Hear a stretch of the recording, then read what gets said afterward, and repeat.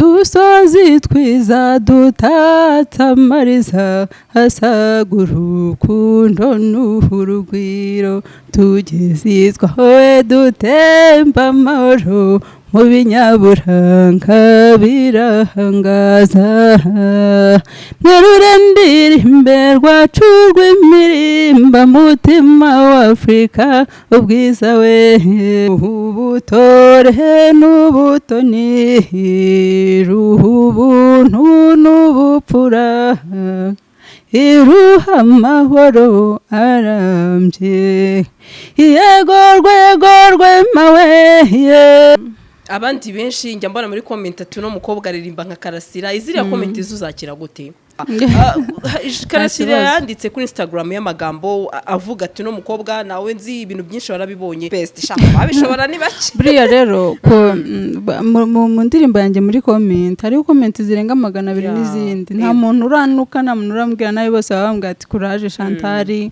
ahubwo nyine muri ayo makomenti ibiganiro byahise niho nagendaga mbibona bati ushaka kwisanisha ibiki n'ibiki oya ntabwo ariyo target mfite cyangwa se nawe ukuri ntago byabura pe umuntu uko yaba ari kose uko yaba asa kose nta muntu ujya ubura umuntu umukunda ariko nyine ntago ndinjira mu mwanya w'ibyo ngibyo mfite ibindi nshaka gusohoza se umukobwa we ko numva se uzagumirwa mwa niko urashaka kuzaho nka Mukamusoni oya ntago nawe hariya ngo ategereje amashoro hanyuma navuga ngo uravuze ngo abizi icyo yaragamije kuririmba nka Chantal ushobora kuba waraje wenda hari target runaka ufite rimwe na rimwe ukegera abanyamakuru tukagutera utwatsi tubwira ubunduza mu itangazamakuru nta mbogamizi wigize uhuriramo nazo mbese umuntu ataguteguje wibere mu turimo twawe nawe nyine utiteguye ayo makamera ariko kandi sinanamugaya niko yabyumvaga kandi niko yabyumvaga nta kibazo kirimo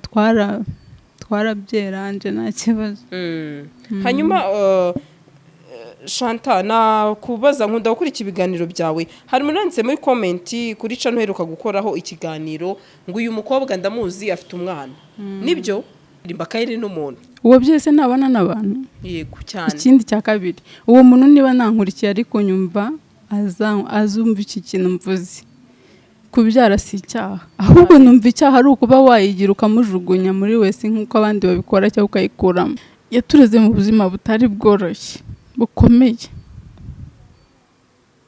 ari nayo mpamvu mvuga Imana izamfashe aho yumva izangeze izahangeze mama ariho mwiture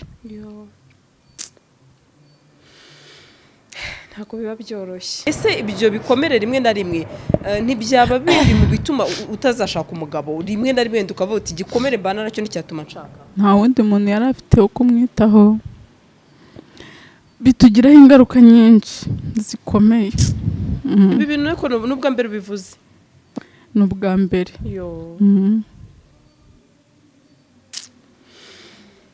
nanjye mba numva mbabaye ubundi sinjya nkunda no kubivuga ko ni ibintu binyibutsa ibintu byinshi ni ibintu binjyana kure ni ibintu binsubiza ahahise yahumura rijya Imana ireba murekaze ukunda iki ngo nyiguhe ari kugarura ubumuntu abo mwabyirukanye baravuga ntibashirivuga barumiwe ukunda iki bahora batekereza cyangwa se bavuga kuvukana na Clarisse Karasira noneho wababwira iki kuri uyu munsi wari wabona company ikugurisha imodoka yarangiza ikayiha akazi kakwinjiriza wigaramiye iyo ni Swatas ku masezerano ashobora kugera ku myaka 3 amafaranga mwumvikanye uyasanga kuri konti yawe buri kwezi ukagaruza yo waguze imodoka ku nyungu ishobora kugera kuri 60%. Tunakodesha amamodoka harimo umushoferi cyangwa yonyine dusanga aho dukorera munsi ya gare yo mu mujyi downtown ku muhanda uva statistique ugana hahoze gereza nkuru ya Kigali ku mbuga zacu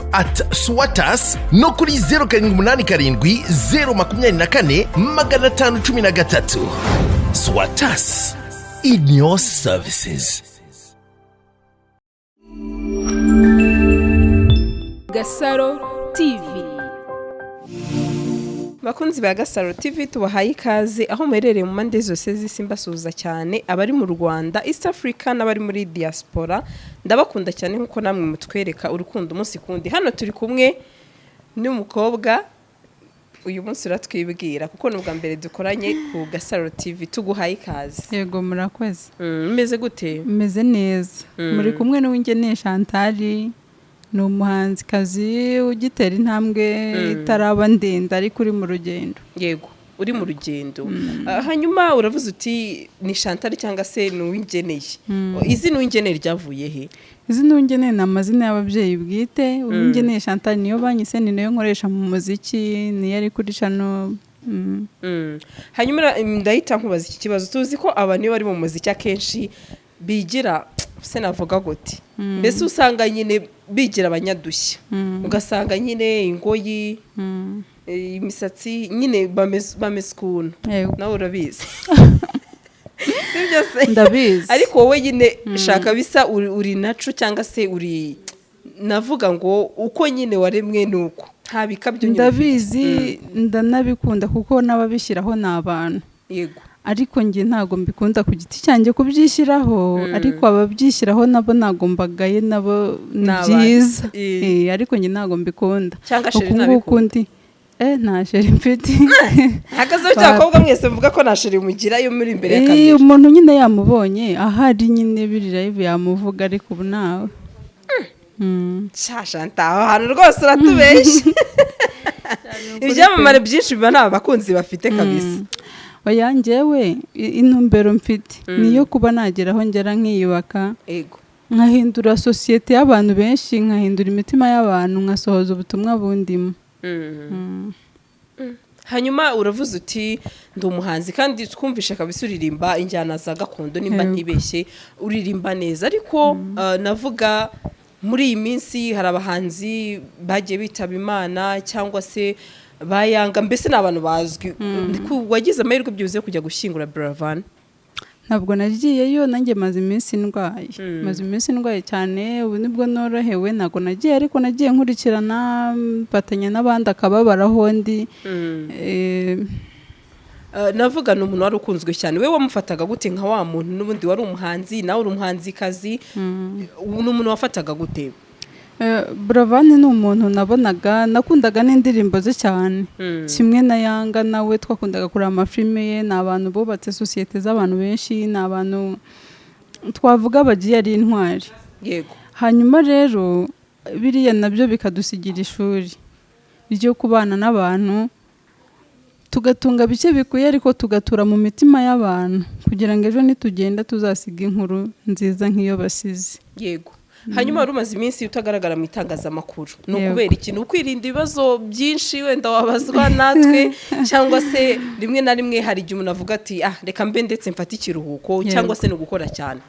Ibibazo ntabwo nabihunga, kuko ni byiza iyo umuntu akubajije umusubiza ikikurimo nyine gikwiriye mu kinyabupfura.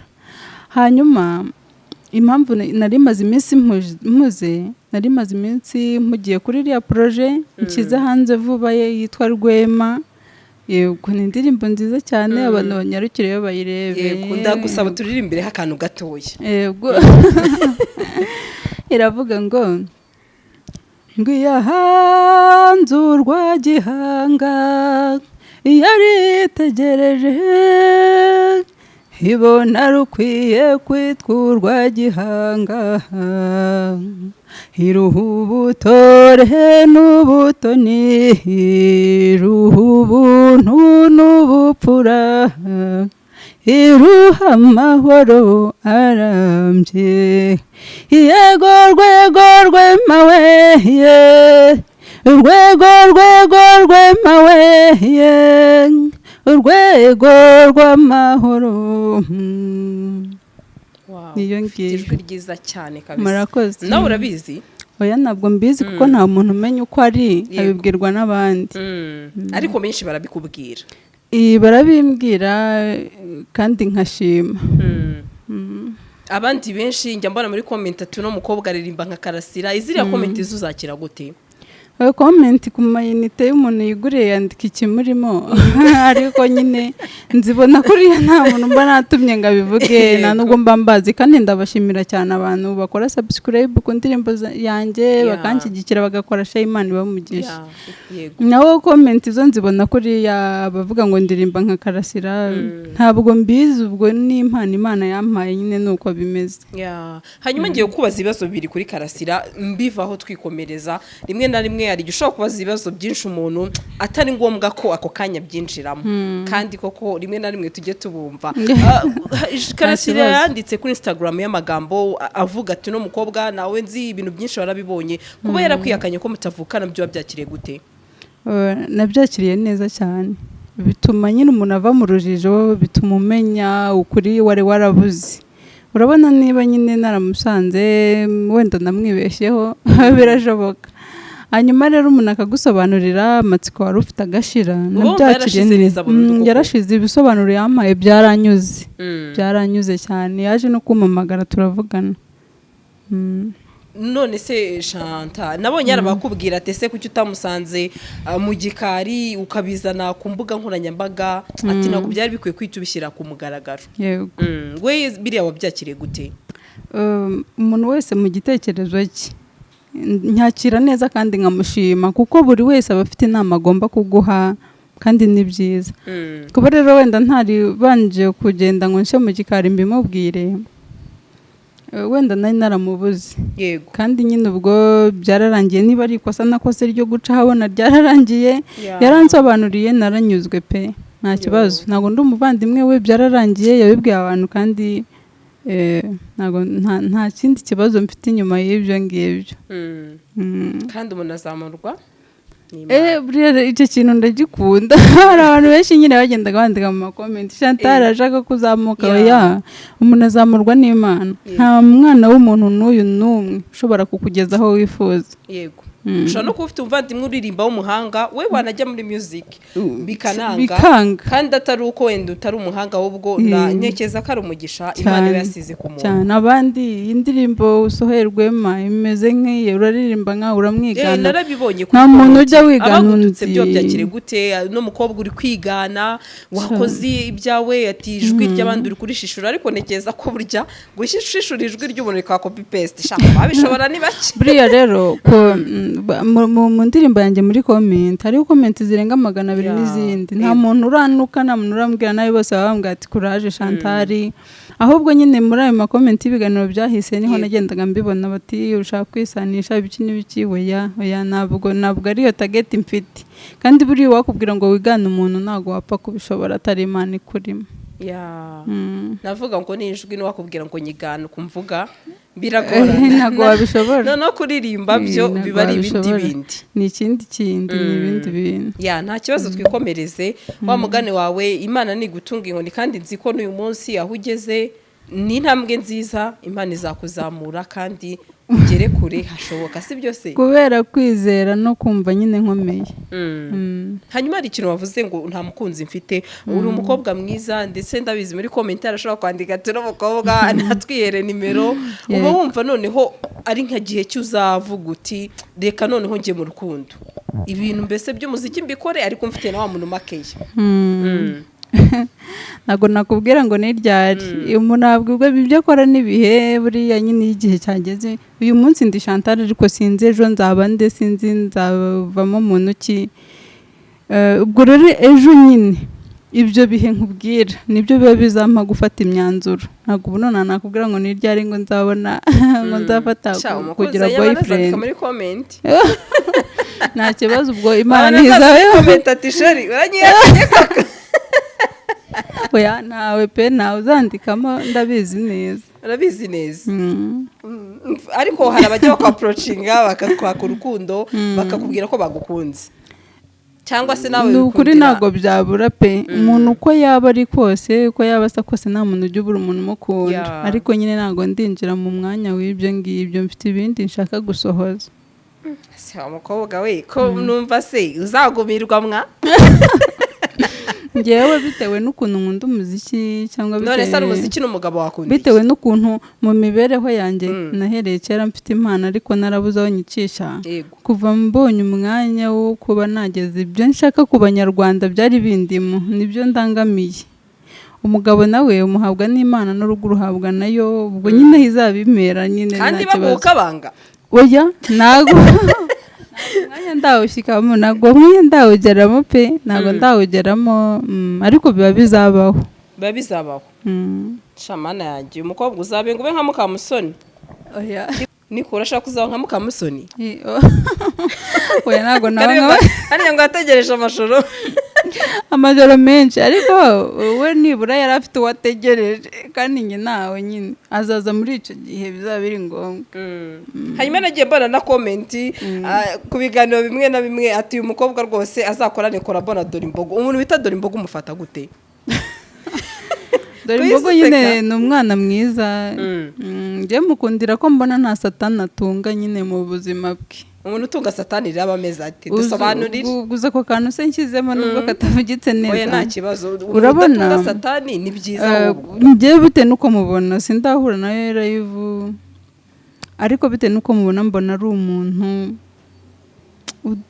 ushobora kubwira ko kwanga bikaba ari ukuri yakubwira ko gukunda bikaba ari ukuri nabyo muri make ni biri hanze oya nagari biri hanze ahubwo mbona n'umuntu ugira ukuri n'umuntu mbona ari umuntu mbona nyine ari umwana mwiza ari umuntu ufite umutima nyine mwiza hanyuma navuga ngo wowe umenyera ibintu by'umuziki injyana ririmba benshi tuyifata nka gakondo kuri wowe uyifata nk'iki injyana ya Dorimbogo se nago mbizi nago namenya ngaririmba te gusa nyine numva ari byiza kuko n'abantu bose barabikunda nago namenya aho nyishyira n'ukuri nago mbizi niba ari gakondo cyangwa ari gospel buriya ni ubizi burya umuntu agira umuhamagaro nyine we akaza afite n'icyo arangamiye akavuga ati ngiye kuririmba gospel ngiye kuririmba gakondo ngiye kuririmba sekira akamenya ati ngiye kuririmba iki buriya we mu mutima wazi ikintu yari agamije kuririmba hanyuma navuga ngo uravuze ngo abizi icyo yari agamije kuririmba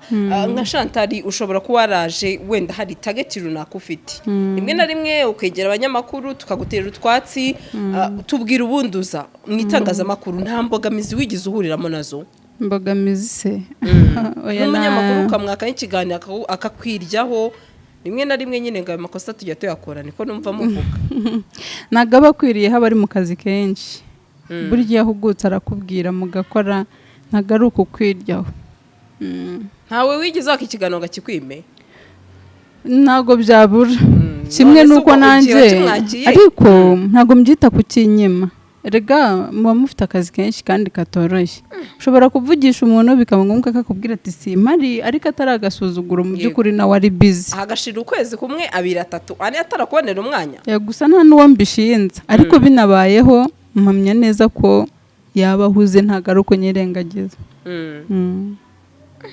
ako kantu dometsemo gasa naho oya hari ukuntu kwebye ikibazo nkubajije oya nago nyikwebye bibaye hakakubwira ko adahari nyine ngita ko yabahuze ntago aba gusuzuguye mu mwanya we wa mugani wa Dorimbogo ati ikintu cyose n'umwanya wacu n'umwanya wacu kandi nyine urabona hari nk'igihe kiba kigeze utarubaka n'izina cyane ugasanga gupfa guhagurutsa buri muntu wese ngo aguhe ikiganiro biba bitoroshye ariko Imana igenda ibikora n'uwakikimya akazakiguha ikindi gihe umuntu yamutse kwimya ikiganiro akaguhamagara ubutaha wamwemerera cyane namwemerera n'ukuri kandi ntabwo ndi kubivuga kuko ndi imbere ya kamera namwemerera kuko nta kazi ke arimo umunsi aguhaye ikiganiro sohoza ubutumwa ushaka gusohoza nyine ushaka bisa wowe uzi icyo ushaka kuri iyi mihanda hanyuma ntabwo wajyaho ngo wivumbure ku bantu muzabana ibihe byose abanyamakuru muba muri bakuru bacu muba muri basaza bacu tuba tuzabana igihe kinini muri iyi showbiz rero kuvuga ngo ugiye kugira ngo umuntu ngo kubera ngo yanze kuguha ikiganiro ngo mukanya ngo urarakaye ngo ntabwo ngo nambwira nzaza niyo mu gitondo waba wantutse ikigoroba ukambwe tuze dukorane mpfa kuba nzi ko ndi busohoze ibyo nshaka gusohoza nazi intego yawe iri bugerweho n'uwuhe muntu navuga ufata nk'icyitegererezo mu muziki nk'icyitegererezo mu muziki ukavuga uti uyu muntu kabisa dukoranye korabo nakishima cyangwa se inzozi zanjye zaba zibaye impamo se nakubwira ngo ikirona njye nkunda indirimbo za gakondo cyane. Buriya wenda bamasamba intore ndabemera nubwo wenda ari ahahise, ariko ubu ngubu uyu munsi tuvugana bariho ubu ngubu ba gakondo ubu ngubu. Yego. Ntabwo nakubwira ngo ninde kuko nta bakobwa benshi nyine barimo neza ku buryo muri gakondo. Kandi njyewe ntabwo nakubwira umuhanzi wa gospel cyangwa nkubwire wa sekira kuko ntabwo nzikunda no mu buzima busanzwe. Ni nziza ziryoheye n'amatwi zifasha benshi ariko njye ntabwo nzikunda. Hanyuma winjiye muri ibi bintu rimwe na rimwe hari abaguca intege, ni nk'izihe mbogamizi wahuriyemo nazo?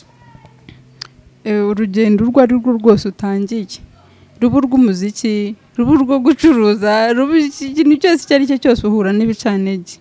Ariko umbwira ijambo umuntu akubwiye utazibagirwa, mbese ariko ntutubwire wari umbwira umuntu wambwira ijambo n'uyu munsi njya ryibuka nkavuga nti ntabwo nenzi ko nzicara kuri mikoro za cano runaka cyangwa se ku macano wagiye henshi hatandukanye akaba yaraguciye intege. Uzi umuntu wambwiye ijambo rikamvuna rikambangamira. Yego. N'umuntu wambwiye atari ko ugiye muri showbiz gukora indirimbo ubona uzabishobora. Ndavuga nzabishobora kubera Imana, ntabwo ari njye wiyohereje njyewe, reka nkubwire ntinoherejwe n'uwampanze kandi ibyo yanshyize maze ikazabisohoza. Ati ibyo bintu byo kwirirwa musenga wumva ari byo bintu byazakugerera umumaro. Ndavuga nti njye mpagaze ku maguru abiri, ndi umukene nta mucanga ntunze, ntariko niringiye ijambo Imana yambwiye ko umuziki wanjye uzaguka kandi ukagera kuri. Imana wavuganye nayo? Imana oya ntabwo navuganye nayo, ariko hari ukuntu usenga ugasaba nk'Imana ikintu runaka, ukavuga uti Imana mbabarira uzankorera iki, ikakwereka ikimenyetso kimwe mu bintu wayisabye ukabona ko ufite intangiriro. Muri make Imana yarakwiyeretse.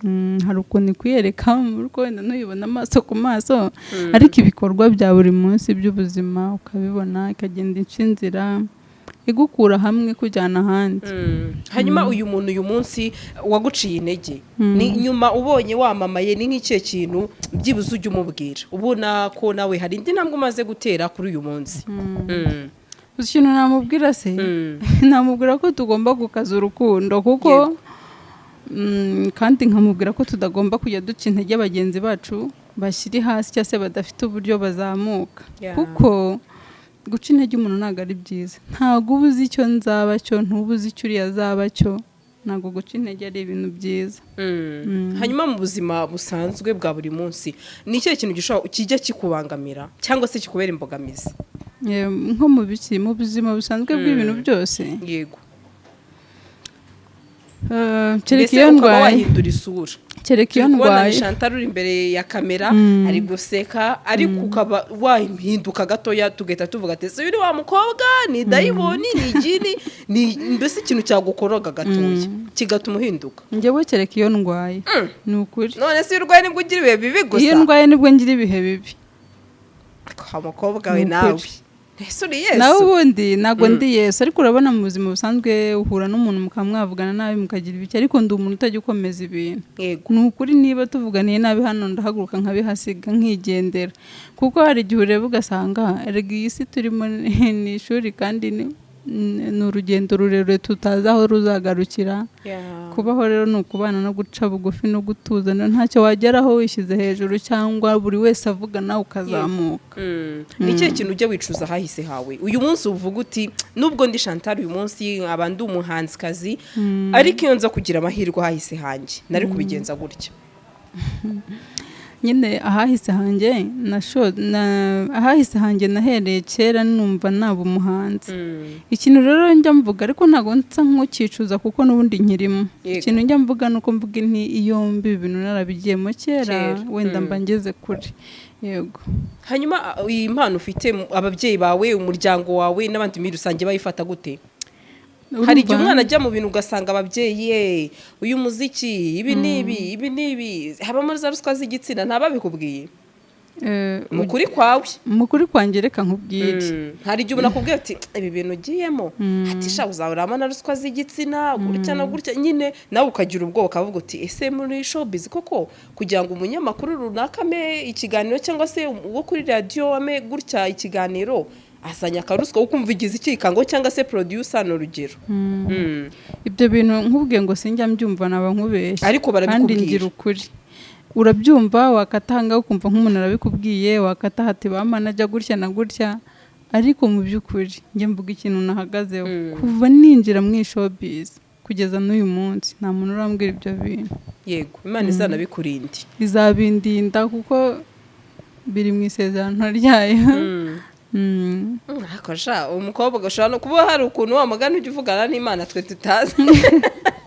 Nawe muravugana kuko isezerano ryayo nyine ariko bishana no kubaho ahubwo wenda ukamenya ngo ese niba uyu muntu anyatse ruswa y'igitsina nge ndabyitwaramo gute si byose ni nkuko umuntu yazakubwira ngo Sandra ndagukunda ngiye ufite uburenganzira bwo kumubwira uti ni urugero ntago bishoboka mfite umukunzi cyangwa se nawe mfite ntago ndageze igihe cyo kujya mu by'inkundo byose birashoboka ahubwo biterwa nuko wabyitwayemo. Urabona nk'ubu nta hantu wahungira ibibi kandi uri mu isi uretse no muri iyi showbiz n'ibindi bintu rusange bitari no muri uyu muziki tuba turimo ushobora guhura nabyo.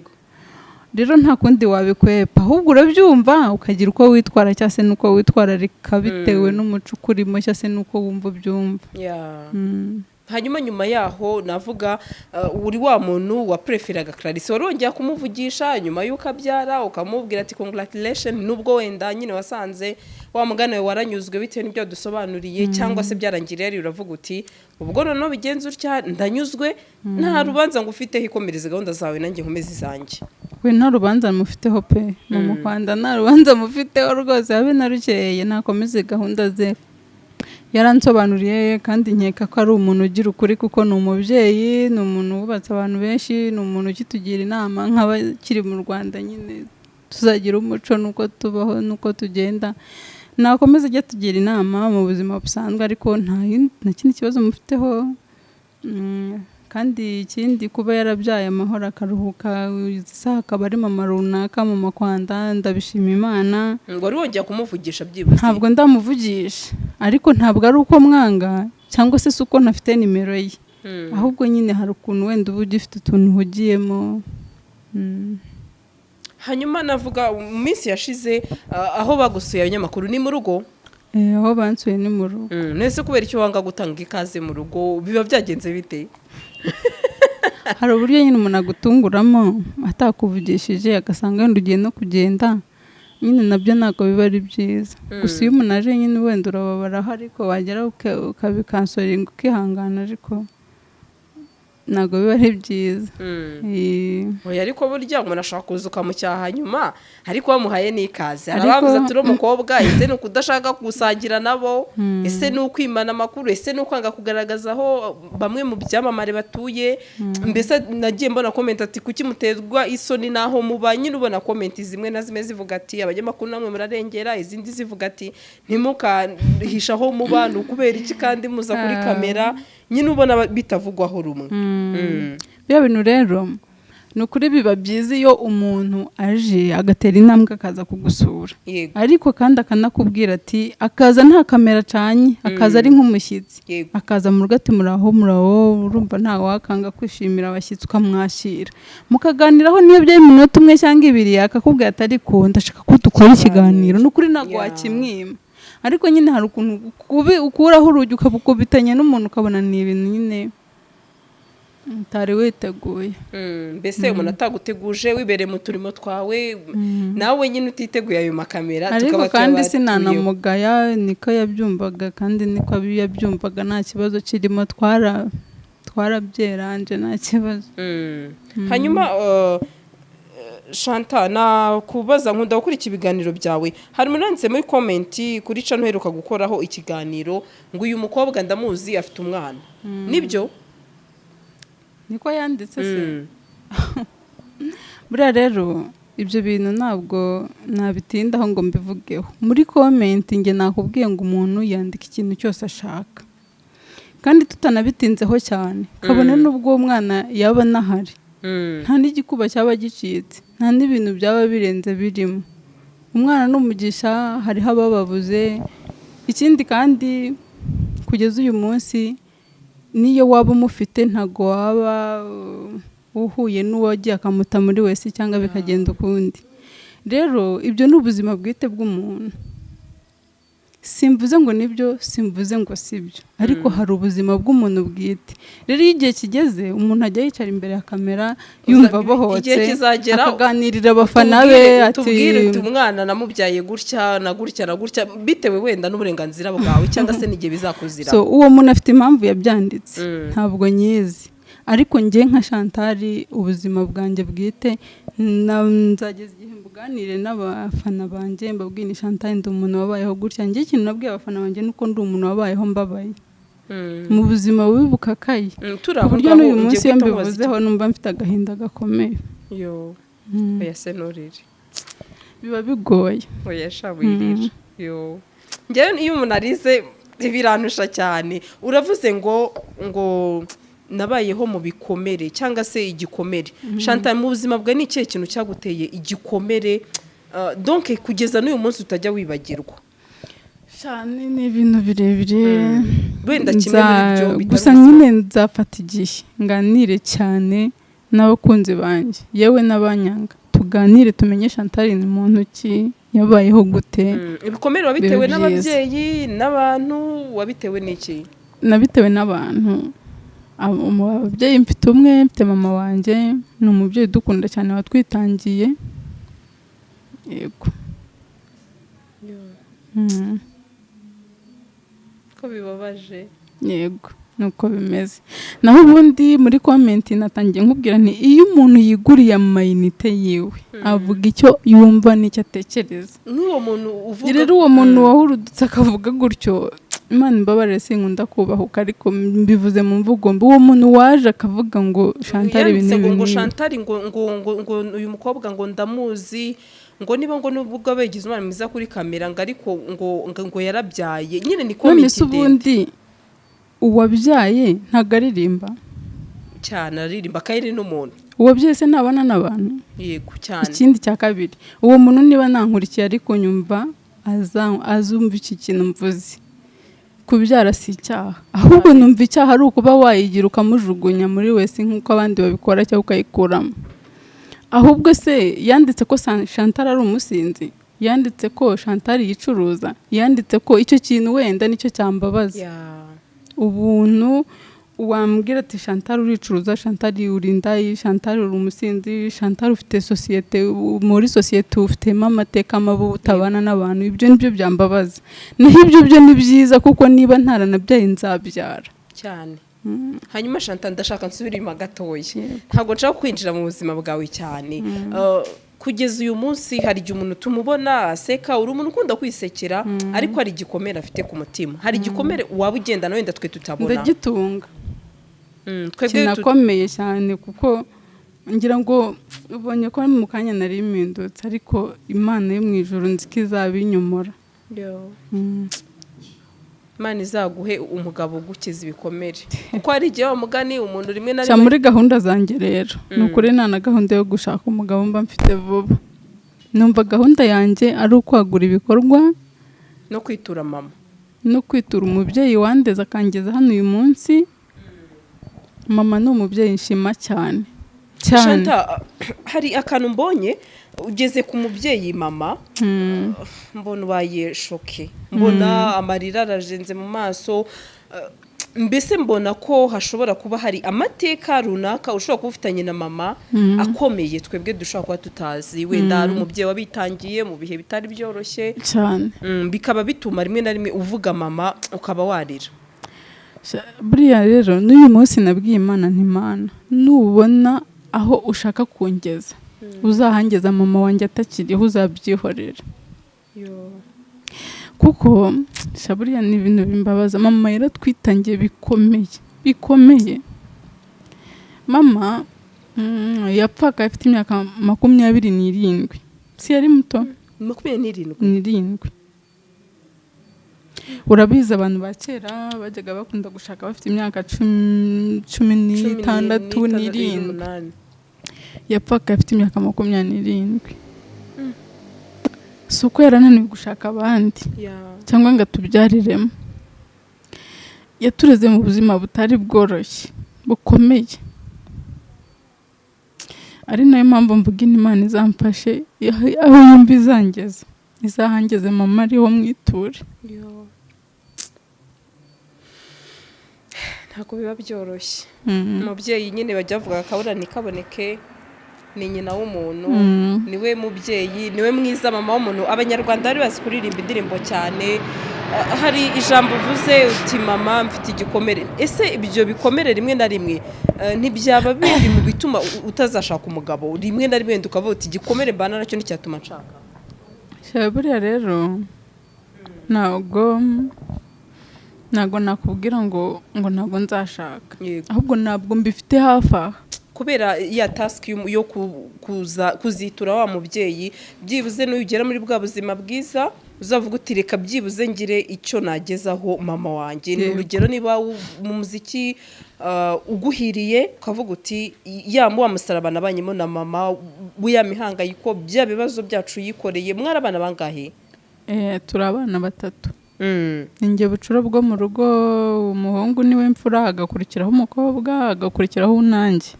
Turi abakobwa 2 n'umuhungu umwe. N'uyu munsi mama ntarashaka? Oya, ni umukecuru arashaje nyine yaratureze.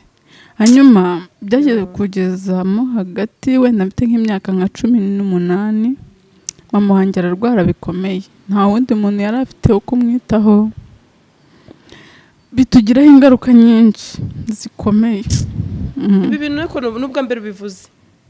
N'ubwa mbere.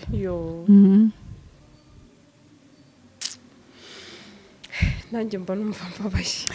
Ubundi sinjya nkunda no kubivuga ko ni ibintu binyibutsa ibintu byinshi, ni ibintu binjyana kure, ni ibintu binsubiza ahahise. Humura, hari igihe Imana ireba ikavuga uti Chantal kugira ngo izina rye nzarizamure na mama we abigire mu mugisha, akaba ariyo mpamvu uyu munsi uri Chantal uririmba za ndirimbo za gakondo abantu twaba tukuzi tukishima, si byose. Kandi ujye wizera Imana ko bwa buzima mwabayemo mama azasaza neza wa mugani wawe, si byose. Agasaza neza ukavuga uti mama niyo mu muziki nakora iki byibuze dore igihembo nk'umubyeyi waturuhanye. Navuga ngo ni inshingano zikomeye. Imyaka 27 ni imyaka mike cyane, mike cyane. Umuntu adashobora kwicara si ukukubeshya pe, bishoborwa n'ababyeyi bake. Ashobore kuba yavuga ngo njyewe ndetse gushaka ku bana 3 mfite imyaka 27. Nukuri mama yana kuri iki kiganiro nanjye ndamushimiye cyane kuko bishobora ababyeyi bake pe, si ukukubeshya. Kandi Chantal, Imana namwe izabatiza ubuzima nk'abana, mushimisha umubyeyi, mumukorera igishoboka cyose, sibyo ukora ubukwe mbese yambara urugori anezererwe ko mama ni umuntu wabaye intwari. Nukuri ku buryo ntabona uko mbikubwira. Nukuri hari abantu benshi bajya bagenda babona amafaranga bakibagirwa, bahirwa n'urugendo ntibasubize amaso inyuma cyane. Ariko mama wanjye numva mbwira Imana nti nubona nzagira aho ngera atakiriho uzaparike. Byibuze ukamwitura nk'umubyeyi cyane.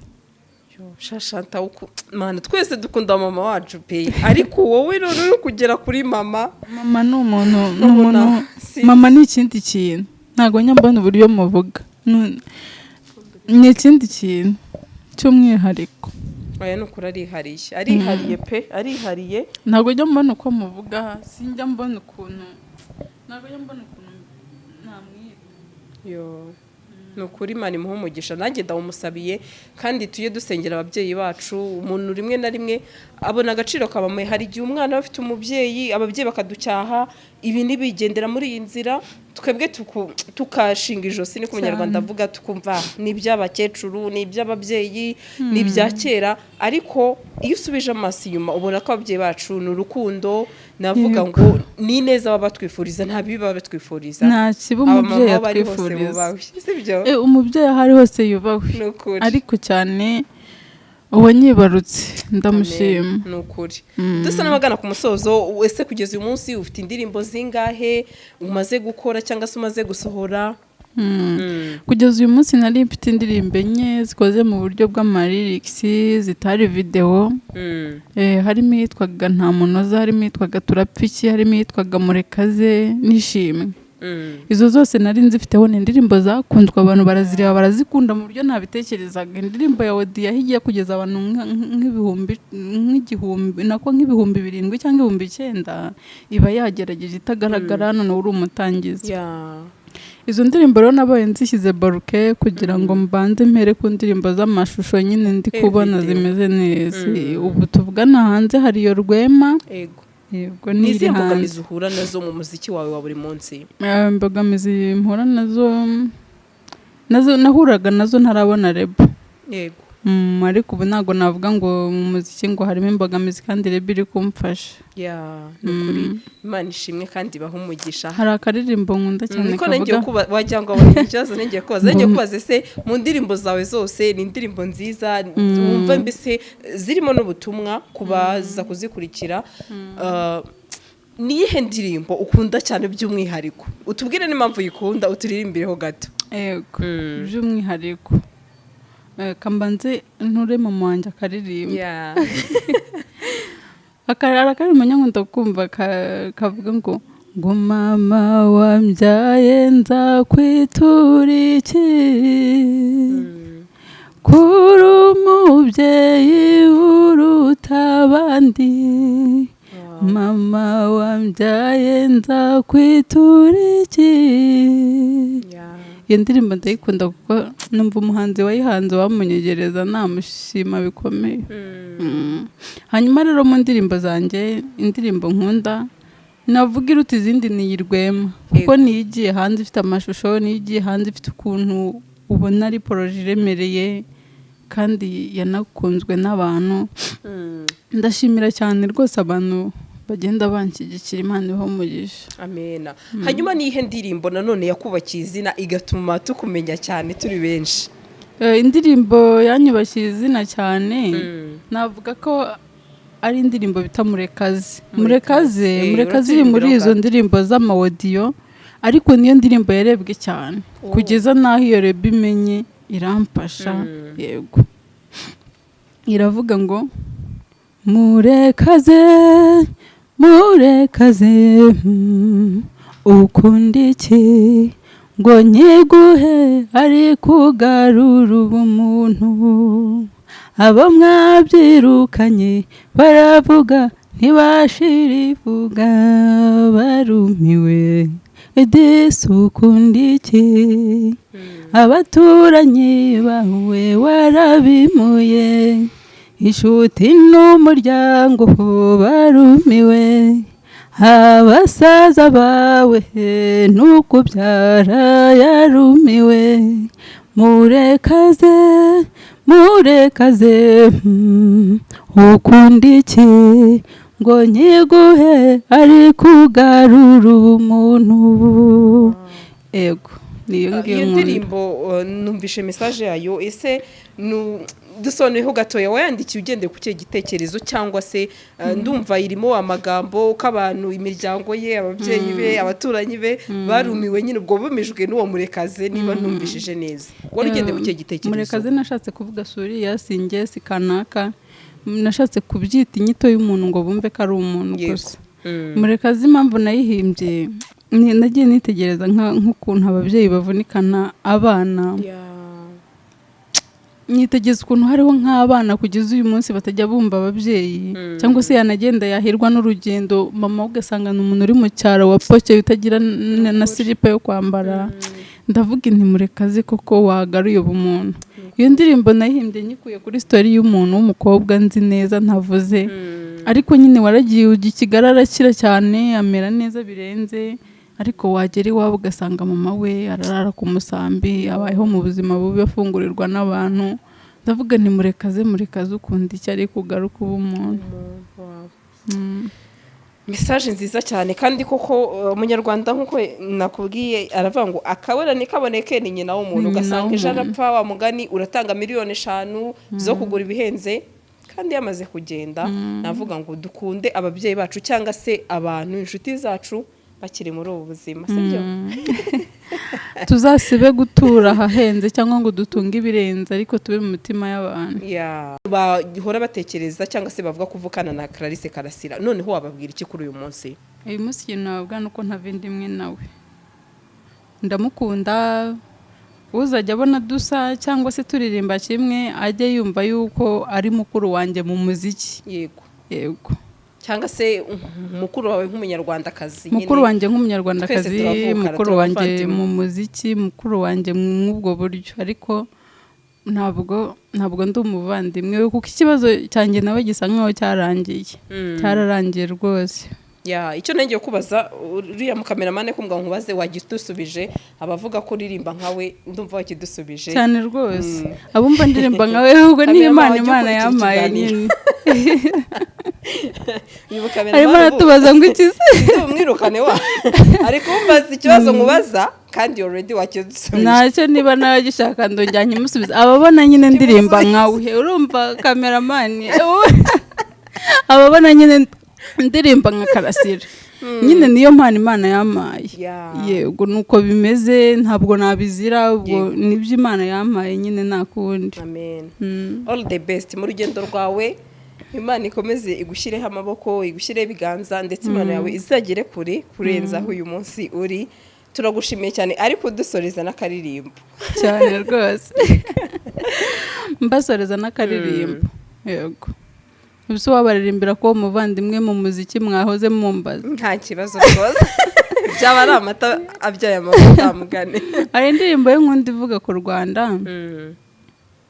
Igira iti: dusozi twiza dutatamariza, hasagura urukundo n'urugwiro, tugezizwa howe dutemba amahoro, mu binyaburanga birahangaza.